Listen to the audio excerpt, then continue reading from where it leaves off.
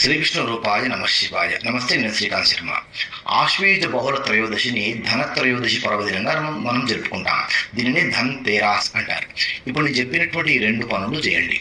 ధనత్రయోదశి రోజున ధన్వంతరి జయంతి, ఆయుర్వేద పితామహుడు దేవతా వైద్యులైనటువంటి ధన్వంతరి దేవత ఆవిర్భవించినటువంటి రోజు.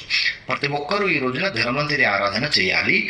విశేషంగా మెడిసిన్తో సంబంధం ఉన్నటువంటి డాక్టర్లు కానీ విద్యార్థులు కానీ ప్రతి ఒక్కరు ఖచ్చితంగా ఈ రోజున ధన్వంతరి ఆరాధన చేస్తే వాళ్ళు ఆచరిస్తున్నటువంటి వైద్య రంగంలో వాళ్ళకు మంచి పేరు ప్రఖ్యాతులు ఉంటాయి.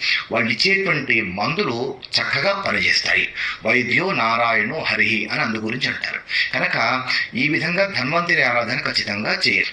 ఇప్పుడు చెప్పేటువంటి మంత్రాన్ని అందరూ ఖచ్చితంగా పఠించండి. ఓం నమో భగవతే ధన్వంతరయే అమృత కలశ హస్తాయ సర్వరోగ నివారణాయ